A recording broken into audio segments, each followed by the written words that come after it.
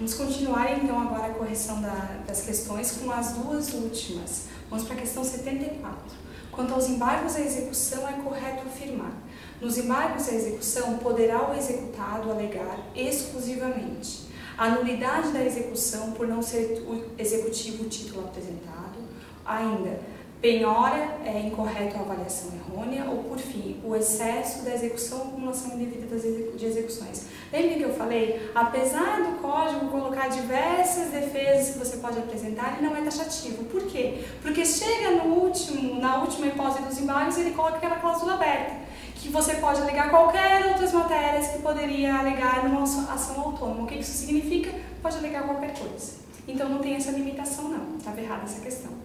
O pedido de parcelamento previsto no artigo 745-A é faculdade do devedor, até aí está ok. Não havendo a possibilidade de negativa por parte do juízo, na verdade há. A lei é clara, o juiz pode sim negar o pedido de parcelamento.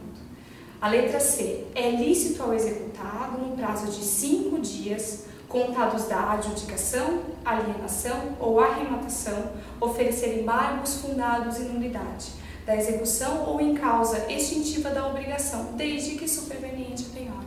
É a letra da lei. Exatamente isso são as hipóteses de cabimento dos embargos à adjudicação, alienação ou arrematação, e o prazo é mesmo de 5 dias. Na execução por carta, nossa letra D, na execução por carta, os embargos serão oferecidos no juízo deprecado. Na realidade, eles podem ser tanto no juízo deprecado quanto no juízo deprecante. Mas a competência para julgá-los é exclusivamente do juiz deprecante. Outro problema, não é exclusivamente do juiz deprecante. Na verdade, depende da matéria.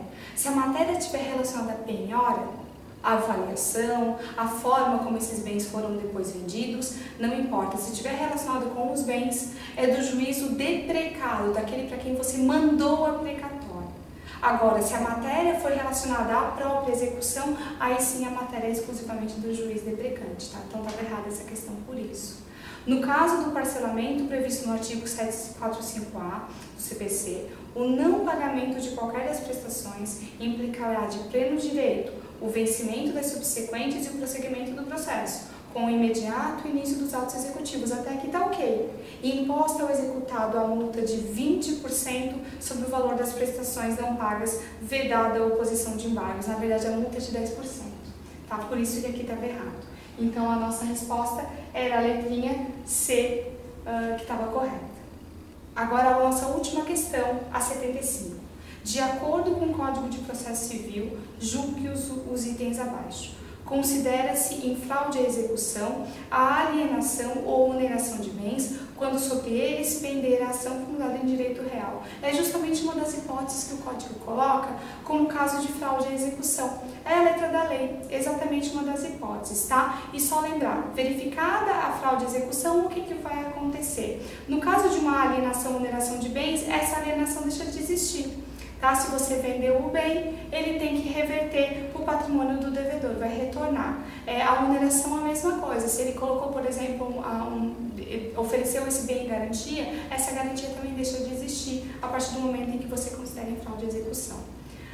A hipótese 2 qual é? A execução pode ser instaurada caso o devedor não satisfaça a obrigação certa, líquida e exigível, consubstanciada em título executivo. Exatamente. Requisitos da execução quais são? Existência de título executivo, tranquilo, e a obrigação tem que ser certa, líquida e exigível. Exatamente isso, estava correta também a afirmação.